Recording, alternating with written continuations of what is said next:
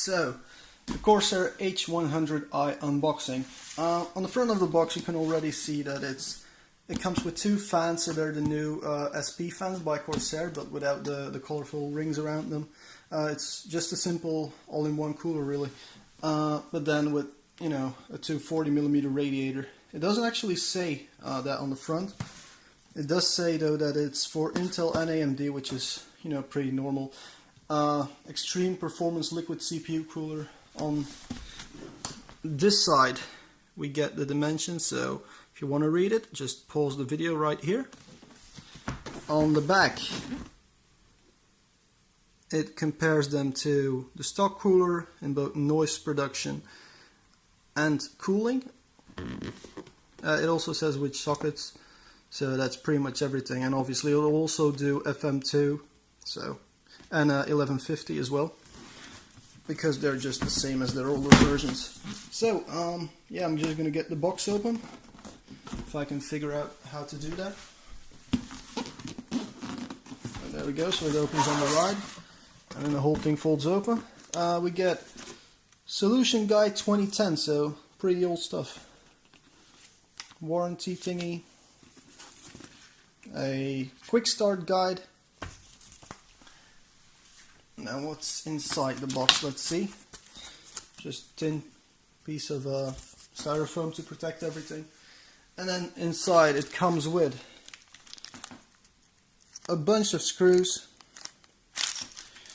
I'm not going to count them though. The mounting bracket, which is pretty shiny. If I can get it out of this little protective cover box thingy. There we go. That's our mounting bracket. So this is what goes on the back of your motherboard, and then this thing clamps over the cooler, and this thing is probably something else, which I have no idea what it does yet.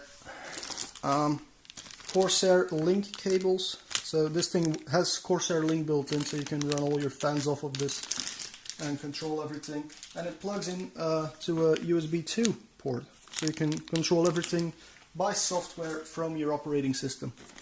Unless you're using something else than Windows, then it doesn't work. The fans, there's two of these. I'm gonna get them out of the little bag.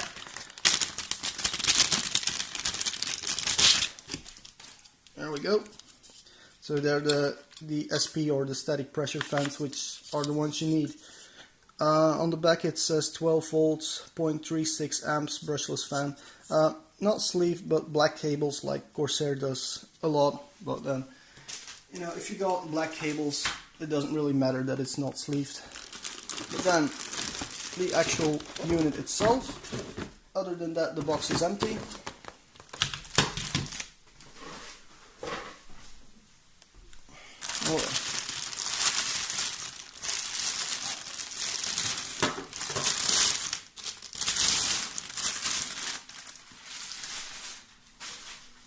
And there we go. This is the pump area with room for the Corsair link and the fans, and this is the thing that protects the bottom, which comes with the tin applied. So let's just put that back in place. And then on this side, where is my camera? There's the USB thing. Then, now let's see the radiator itself. It's pretty, yeah, the fans are pretty dense. The fans. Oh well. The end tanks are pretty big actually. Oh, yeah, it's a nightmare to film this. But anyway, that was the unboxing, and I'm now going to install that into a computer, and then we're going to be running some tests. And after that I'm going to do my conclusion. Alright guys, so pretty simple overview here. The unit itself is connected into the motherboard by the PWM, but with only one cable on the PWM right there. It also is connected with that SATA cable, and it actually splits up, so it gives some feedback to the PWM, but all the power comes through the SATA cable, so this unit can run at whatever voltages it wants to run at. It then goes through the radiator, because this is the pumping case, some of you didn't know. Then uses these giant tubes and goes into the radiator, which is right here on top. Now, I didn't damage this thing, but apparently it comes like that in the box. And for radiators it's normal to have a few blemishes in it. So I'm gonna go on a little rant. This cable here broke when I tried to pull it out, and you have to push the little bit of, can I get this in? There's a little thingy on the top, right, and you have to press it and then it comes loose, but on the right cable that didn't happen, and so I actually pulled the cables out, but the connector stayed in, which wasn't very good, of course.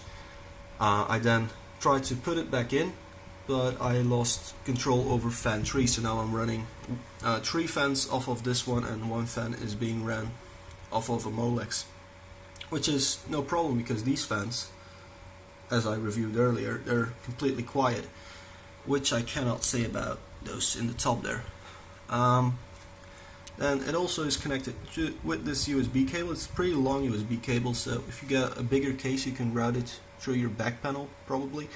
If you got an ITX case you have to make this giant loop.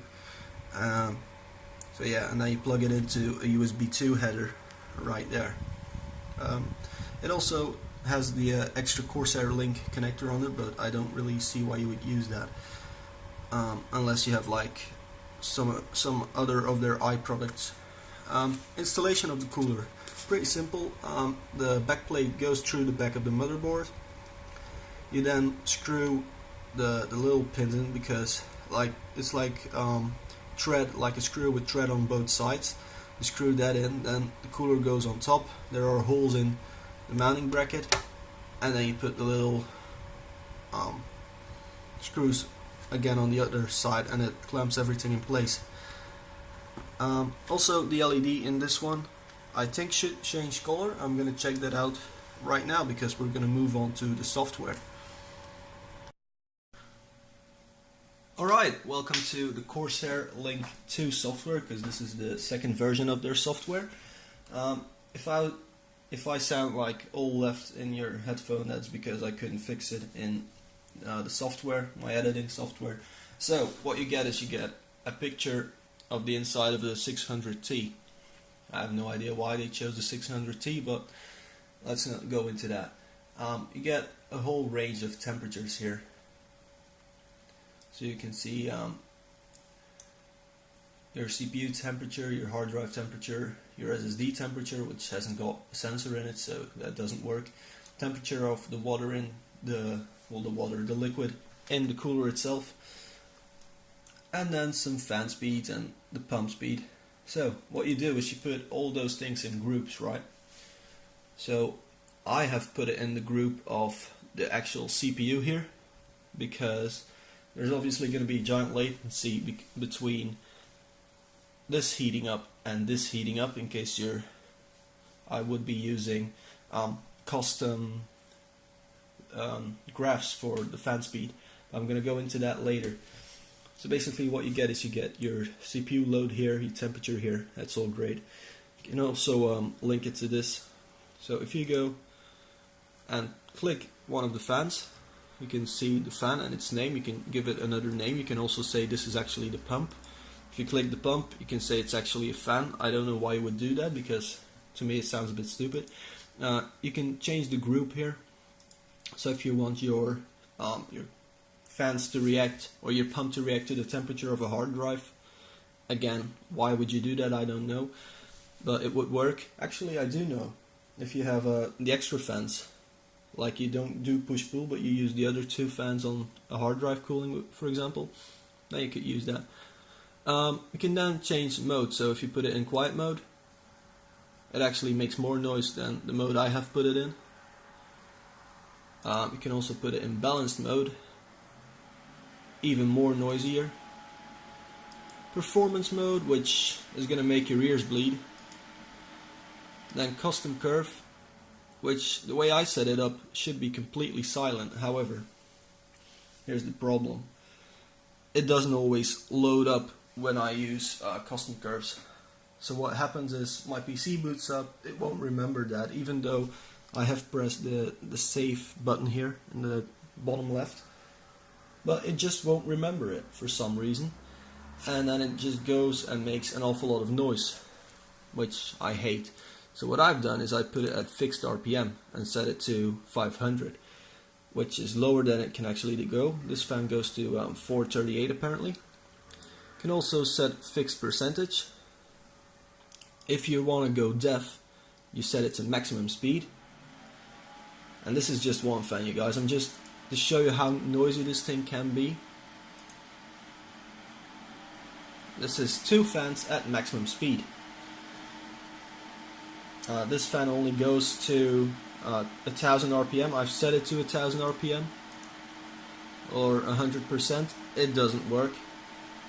So whatever. You can also give it actually.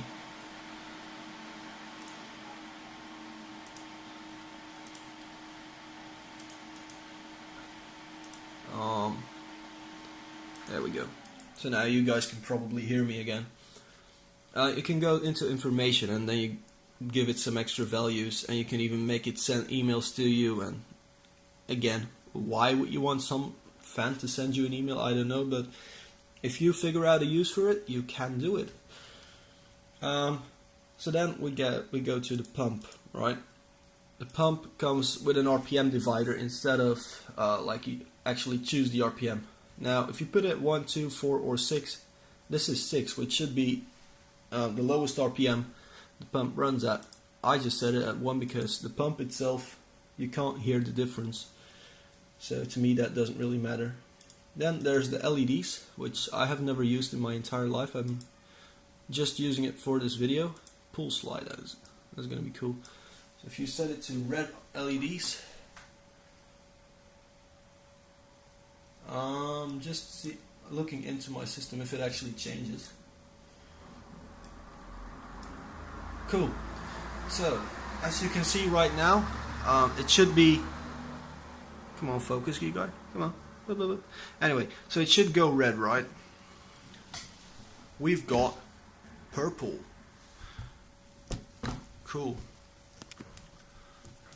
So can also make it ride a bicycle so that it's cycling, which was a terrible joke. That was actually a terrible joke.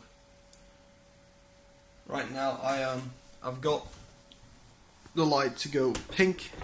I don't know if the camera picks it up very well. It doesn't, but it's pink. So yeah, pink. Great. You can also set it to be temperature related. So right now, because my core is pretty cold, well, pretty cold, it's 40 degrees, but it's this dark blue, and I'm guessing when it heats up it's gonna go well pink again because it won't do red. It probably will do red, you guys. I'm just, if I maybe turn the pulse up, nope, it stays pink. So anyway, what I'm gonna do right now is I'm gonna move on to the testing. So what I'm gonna do is I'm first gonna run it at the stock speed, stock voltage of an i5 3570K. After that, we're gonna use the overclocking software that comes with the motherboard, the Asus AI Suite Turbo 5 Evo or something it's called, and we're gonna clock it with that, which should make it go up to 4.5 gigahertz.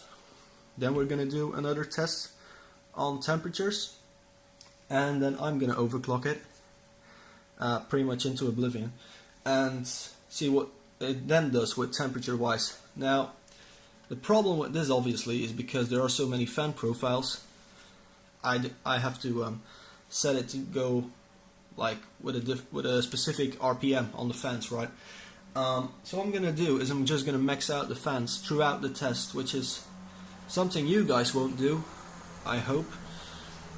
But what it will enable me to do is I'm then gonna do the final test a final test will be, and I'm really struggling for words here again, but the final test, I'm going to set it to the minimum RPM and see how high we can clock it on minimum RPM, because we just don't want to go deaf. So I'm just going to save it here.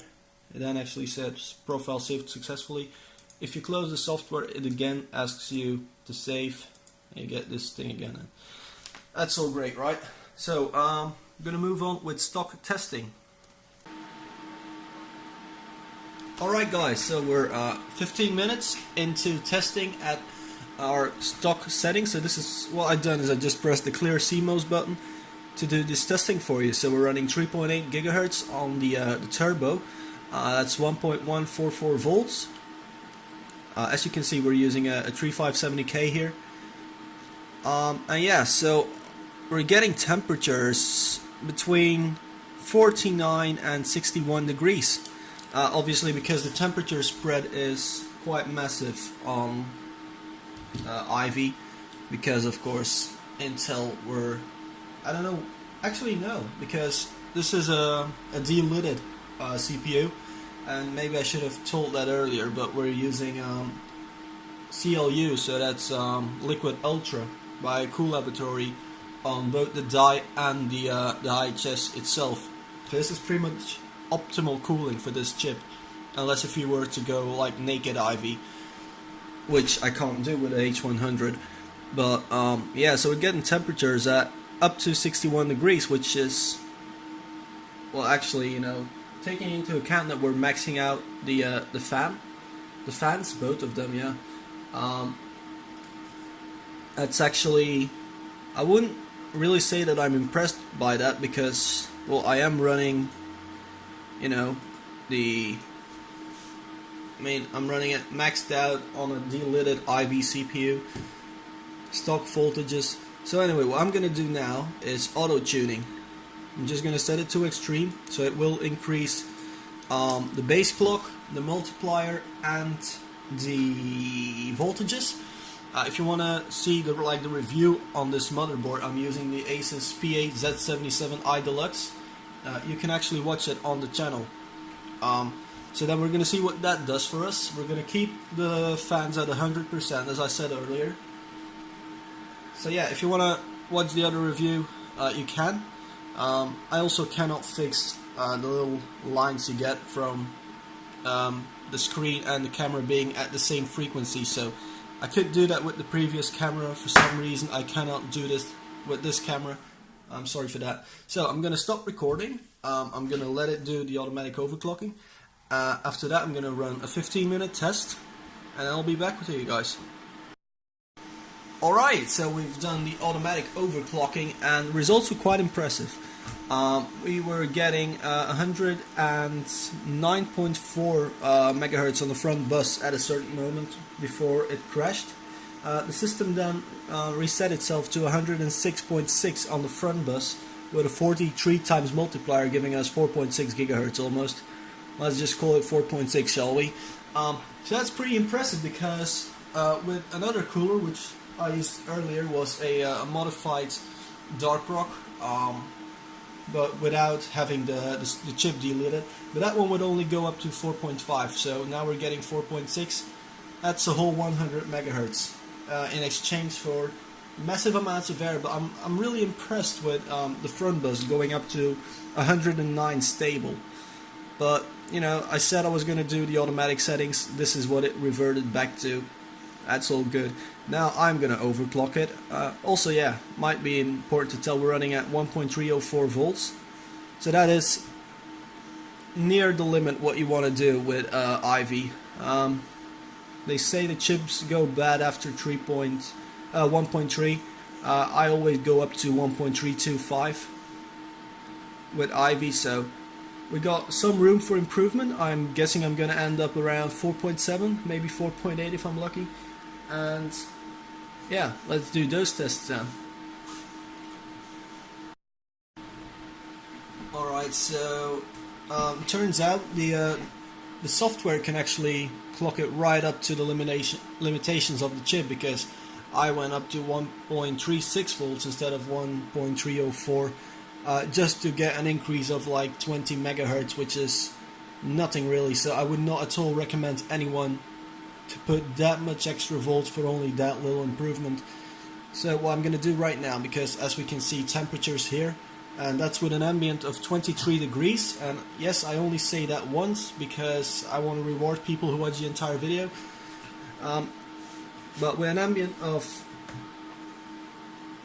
23.3, that is, it was 29.9 at the coldest, the first test, and then it kept going up, but this is 4.7, somewhat stable.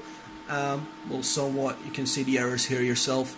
And we're getting temperatures of like 77 degrees. Core 1, I don't trust that reading anymore.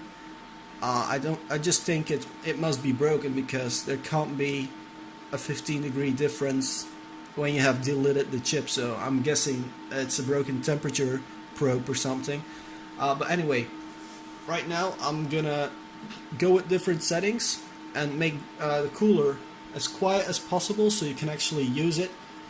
And great, blue screen. So yeah, it was not at all stable, was it? So yeah, I'm just now going to go ahead, make it stable at obviously a lower frequency, and also make it quiet. So I'll be right back. Alright then, so right now we're running, as you can hear, I'm just going to shut up here. The system is pretty quiet, so what I've done is I set the fans to fixed RPM at 1000 RPM, right? If you put them any lower, the fans themselves won't actually make less noise. So I figured out 1000 RPM was the best RPM to run these fans at. I would actually recommend people to get different fans though, because they are still a bit loud, but they do their job. I mean, we're running 4.6 gigahertz, that's 107 times 43 at 1.31 volts. It just goes up a bit under maximum load, because that's just how I had to set the motherboard. This is, on the motherboard itself, it's the most extreme voltage regulation I can do. I'm even overclocking the VRM, so normally the electricity goes in at a frequency of 300 megahertz, but I send it in at 400, which is the maximum the board will do. It's a pretty cool little feature, and it really helps getting higher clock speeds. But anyway, as we can see, we're approaching 90 degrees here, which is, oh, on the package we do get 90 degrees, which is pretty much as high as you really want to go for 24/7 use on an Ivy bridge. I have to say though, none of this would have been possible without the delidding. A chip that has been delid and reapplied with Liquid Ultra, for example, or Liquid Pro, the older version, will run about 20 degrees colder. So we would have been well in the hundreds if it wasn't for having delid the chip. But anyway, I'm pretty pleased with the temperatures here. They're very nice. I'm just gonna quit the test here so that we can also see some idle temperatures. Not that I actually care about idle temperatures, because they're never going to be warmer than low temperature, so I don't see why people would care about idles. But anyway, all of that's pretty good. So what I'm going to do now, as a truck passes by here, what I'm going to do is I'm going to start the conclusion, and I'm going to give it an award, tell you all what I think of it, maybe give some alternatives at lower prices, as I'm just waiting for idle temperatures to come up. We're still, for some reason, I just think this is a bit wrong actually, but whatever. As you can see, the voltage has gone down again though. So instead of getting V droop, we're actually upping the V, which is because I'm just filling time here. But I got this tool, Digi Plus VRM, and as you can see, everything's just maxed out really. And oh, it's kilohertz. Sorry, I said megahertz earlier. So we also have the spread spectrum is off in the BIOS. So yeah, everything's just maxed out for maximum overclock, which, let's face it, if you spend this much money on a cooler, that's what you're gonna do. But it looks like the coldest it's gonna get is 30 degrees. And that's with an ambient still of 23 degrees. So let's wrap it all up in a conclusion. Alrighty, the Corsair H100i. I'm really just gonna start off with the award, and I'm gonna give it silver award. So no gold, but silver award. And I'm gonna start off with let's start off with the negatives first. There are two negatives with this product.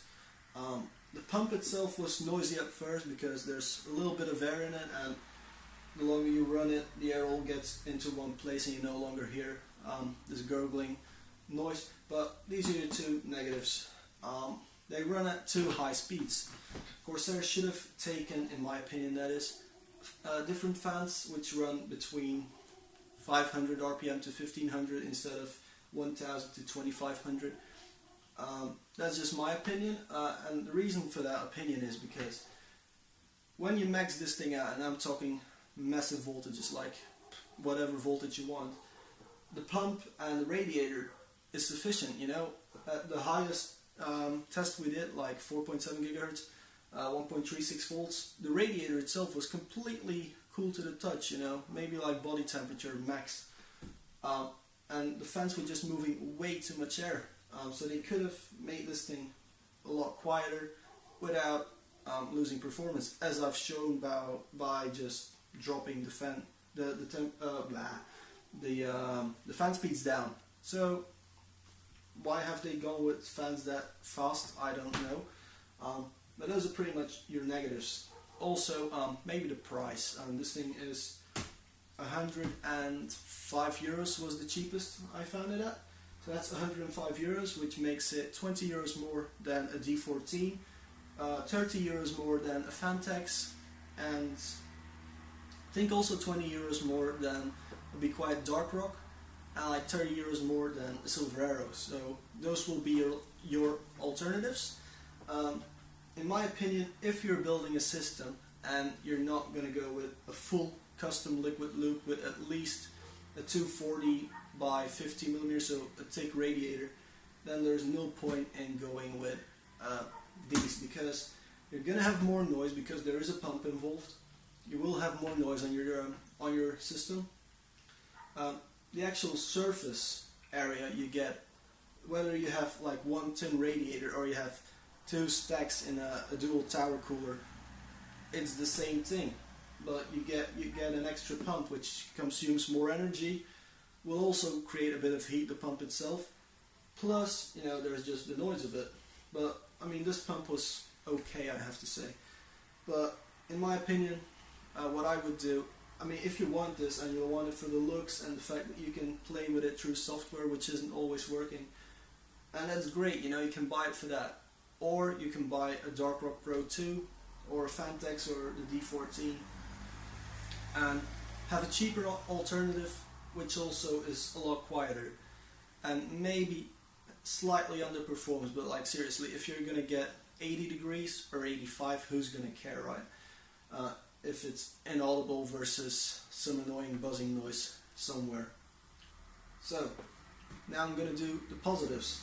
Installation of this thing is so easy, especially for the pump part or the contact plate part, because you just put the back plate through, put these 4 little dual-sided screws in, and then put the bolts on top of that with the bracket. It also comes with an AMD bracket, so if you're using AMD you can be super lazy. You just put a little plate over it and hook it up between the two hooks, and then use the plastic clip on the AMD sockets. So if you're using it on AMD, it's super easy to use. On Intel, it's really easy to use. So it is easy. A hard part though, and I have to say that, is when you install the radiator itself. They want you to put these little washers between the radiator and the case you're mounting it to. Now, I don't know about you guys, but that's impossible to do. So what I've done is I've actually used the washers on top of the case so that the head of the screw fits, will touches those, right, so I don't damage the case anyway. But then with the Prodigy, the top panel doesn't close perfectly, so I had to modify the plastic a little bit to make it close perfectly. It will close without any modifications, but that's just a little thing because I go way too in depth on my reviews, as always. Cooling performance is great. You immediately get the heat away. That's the main argument for using one of these AIO coolers. So the heat is here, and then the water just pumps it away. The liquid, I don't know what liquid they use, probably alcohol or something, so they don't get algae and all that stuff in there. But the heat is immediately put away, then flows through all these little fins, so the heat is away from the motherboard. That's a good thing versus air coolers, which just have the heat gets blown through the rest of the case. But most of the time there's just a giant hole in the back of your case anyway to suck everything out, so whatever. Also, with air coolers, what you'll get is you'll get your MOSFETs and your VRMs and everything will be cooled by the air cooler. With this case, obviously, where the cooler is somewhere else, the airflow won't go over all those motherboard heatsinks, so you will have to use some more case fans maybe if you want to. Again, making the system louder. So I'm still gonna say, if you don't go with a full custom loop, don't get water cooling. Stay with high-end air cooling. That's still my favorite. But still, I mean, it's a pretty good cooler. It's not all that loud. It's just audible versus what I prefer, which is inaudible stuff. So that's why I give it a silver award, because it is so easy, because it is decently priced, because you have the software. Software does need a lot of work though. It doesn't always load up the profiles correctly. The box looks good, which is helpful when you buy it. So yeah, if you got any questions about the product, comments on it. One little thing though, if you're gonna comment, don't be an idiot. I mean, I've got videos where people just do the most ridiculous comments. So if you got something useful to say, please do so in the comment area. You can like or dislike the video. You're probably gonna dislike this because this conclusion is way too long. But anyway, that's it. Oh, and please subscribe to the channel, because that's really important for me, and the more subscribers I get, the more companies I can actually ask to send me stuff, which then enables me to do more videos, and is just better for you guys to subscribe actually. So, thank you very much for watching.